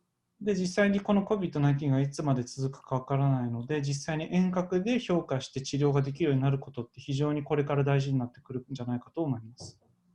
Because before I just treated people in Sarasota, now I have the whole world. So I have a waiting list. で、私今は今まではサラソタの方に対して遠隔治療とかぐらいとかでしたけれども、今は全世界の中の人たちを遠隔治療していて、ウェイティングリスト状態です。People were nervous and reserved about taking a class online, but the feedback, I just finished teaching a class yesterday, the feedback we got was just incredible. で、実際にオンラインクラスってみんな確かに抵抗が受講者あるかと思うんですけども、実際にやってみて受講者からのフィードバックもあったら結構いい評価を得られました。So I think it's extremely important for your profession. だからすごいそういう意味でも、その遠隔で何かをできるようになるっていうのは自分の施術の中の一つの引き出しとして大事になってくるんじゃないのかなと思います。Okay, thank you. ありがとうございます。There is one question. Okay. So TBE, is it something that like even though many practitioner has different background, is TBE still worth studying? Is it going to be supplemental for what that person is doing as their profession? Do you want to ask that in Japanese? そうですね。Yeah, thank you. TBE は質問、多分チャットにあると思うんですけど、TBE がそれぞれの治療科の習ってきたものが違っても、現在その治療科ができる治療に対して補完するものと考えてよろしいでしょうか。はい。I think everyone should learn how to evaluate. Now, when you study it, it's a big program. It doesn't mean you have to use everything, but I think you can learn. It's set up so you can learn it on your own at home just by watching the video and having someone to practice with. で、実際に、これらは結構いろんなプロトコルがいっぱいあるんですけれども、それを全部やる必要はないんですけれども、それの中の必要だと思う部分を DVD で見て、で、誰かと練習したりとかもできると思いますので、Yeah, I'm trying to think of a way to do like a study group, you know? Yeah. Yeah. Well, if we can do that this year or next year, we can do the total body evaluation class. We can do it over 4-hour days. Yeah. And we get people to learn it. And we can also do the orthopedic class. We can do it all online. で、オンラインでそのもののクラス自体も、DVD 見て、いつでも見られると思うんですけど、それだけじゃなくて、実際にクラス、ケリーがオンラインでクラスも開催することもできますので、様子見て、そのご要望があれば、それもやっていく予定です。はい。So it's really important for, any kind of, だみんなそれぞれの、どの鍼灸師だろうが何だろうが、やっぱり学ぶに値しますし、補完できますって。It measures change. So it measures whether body talk is effective, chiropractic, acupuncture. It doesn't matter what you do. It's going to measure the success of what you do. で、要はどれだけ自分がうまくやったか成功したかっていうのを、そのカイロプラクターだろうが、鍼灸師だろうが、ボディトーカーだろうが、それを見るための評価法の DVD となっていますので、ぜひこれ、よかったらぜひ学んでいただけるといいと思います。And if your patients see the change, that's how your business grows. で、患者さんがその評価を、感じたり見てたりとか、それができたら、それによって自分の、要はプラクティスっていうか、施術が広まっていきますよね。いろんな方が。Yeah. I don't advertise. I've never advertised at all in my life, but I'm busy. We have a waiting list. 私自身宣伝なんて実際に全然したことないんですけれども、もう年中忙しいです。それはおそらくそれが一番要だからということだと思います。OK。山崎さん大丈夫ですかね？これ答えになってますか？大丈夫です。ちょっと TBE がその評価のエボリューションと、それからエナジティックスでちょっとその辺が混同したのかなと思うんですけど、一つ聞きたかったのはその TBE です。TBE のその、エバリューションじゃなくて、今回のエナジティックスのことをちょっと聞きたくて、はい。エナジティックスですね。エナジティックス。で、それで、評価はもちろんそうで全部に通じると思うんですけども、例えばみんなバックグラウンド違うじゃないですか。で、例えば鍼灸だけだったりとか、理学療法士だけだったりとか、みんなそれぞれ違いますよね。はい、で、その違うんだけど、例えば優先順位で何をやったら聞くとかっていうのありましたよね。で、それは自分が今持ってるその治療術の中からしか出ないと思うんですけど、もうそれはそれでいいのか。もちろんその後各それぞれが、自分のそのスキルを上げていくのは必要だと思うんですけども、その辺をちょっと聞いていただきます。So he was asking about the energetic. Sorry, he wrote TBE, so I thought it was eval, but it was energetic. So, Yeah. I think it's his question is that is it important for any profession to learn this? And if we learn this, you could use that protocol chart and then be able to decide what is important for the clients by asking. Yeah, I think I've answered that question earlier. Yeah. That every profession can benefit from it. And we will give you a protocol chart to show you how you can, I'm going to give you another chart, how you can integrate it in with body talk as well. So you'll be able to utilize both techniques together. So even for like chiropractor, they could use the chart first and then ask whether the, energetic is priority or chiropractic is a priority. Okay. 実際に、やっぱり、皆さん受けるにやっぱり受ける価値があります。明確なのが、ボディトーカーの方にもそれができるような手順、チャートがあるんですけれども、そのチャート、ケリーが見せるチャートの中に許可っていうのがあって、その他の様式っていうのもあるので、例えばエナジティクスを勉強したら、エナジティクス的なものをやるのが優先なのか、あるいはそのスターの中の自分の持っている、引き出し、カイロプラクティックなのか、鍼灸なのか、それが尋ねれば、それが優先としてたらそれをやるっていうことっていう意味では、その幅が広がるので、やっぱりその引き出しを持つっていうのはすごい幅が広がると思いますということです。はい、大丈夫そうですかね。はい、ありがとうございました。はい。Yep. So, yep, I guess that's it for the question. Yeah. Okay. Any other questions? 他に質問とかありますか？大丈夫そうですかね。I have 5 minutes. あと5分ぐらいでちょっと締める予定ですけれども、特になさそうですかね。I guess there's no question anymore. Okay. Okay. はい。So, should we put it back, have the video turn on, or, チェどうする？ Oh, do you have like a message you want to say in the last? No, I miss coming to Tokyo. I've enjoyed coming there for 15 years, and I hope to come back again.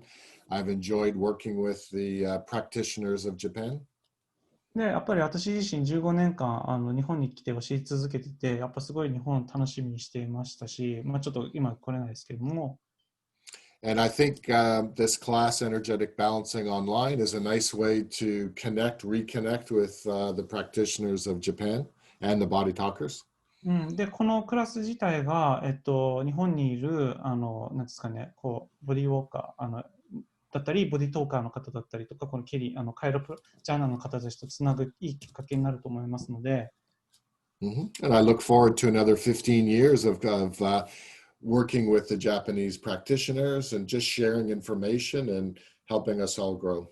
で、引き続き、その15年間今まで教えてきた、ね、ものだけじゃなくて、さらに、いろんな方に広めていって、まあ、日本の中の施術師に貢献し続けられれば、それが広がっていけばいいと思っています。And I hope to see you at the class. で、またクラスでお会いするのをお待ちしておりますということです。はい。Okay, thank you, Carrie. Thank you for two hours of, interview. It's a quite long interview. Thank you so much. You're welcome. Everyone have a good day. はい。本当に長いインタビューお付き合いありがとうございました、皆様も。はい。じゃあ、チエ、ちょっと締めくくり、もし、マネージャーお願いします。はい、ありがとうございます。お疲れ様でした。ケリー先生に拍手とかで拍手が聞こえないですけども、ありがとうございました。で、今日出ていただいた方には、また明日ぐらいまでにビデオにしてまた見てもらえるようにしたいと思いますので、でケリー先生とちょっと話して、皆さんにこう公開できるかどうかっていうのをちょっと確認して、何か変化があったらお知らせしたいと思います。で、カイロジャーナル様と協賛という形でやらせていただいてて、斉藤さんからのご好意で、そのさっき言った TBE と TBB のDVD もちょっとディスカウント、今回出てきた方にディスカウントで提供できるというので、お約束いただいたので、もし何か興味があったりとかしたらサイトの方見ていただけたらいいかなっていうふうに思います。はい。はい。ということで、11月の講座も興味があったらぜひサイトの方を見ていただいたり、まずケリー先生の YouTube たくさん載っけたので、どんな施術なのかっていうのを見ていただけたらと思いますので、ぜひこれを機会に見ていただけたらいいかなと思います。で、何かもし質問とかあったらいつでもウェブでもいいし、Eメールでも結構なのでご質問いただけたらと思います。はい。じゃあ皆さんお疲れ様でした。ありがとうございます。ご退出をいただいてもいいでしょうか。ありがとうございます。Bye. Thank you. ありがとうございます。ありがとう。ありがとうございました。あ、あきさん。またね。ありがとうございます。ありがとうございます。ありがとうございます。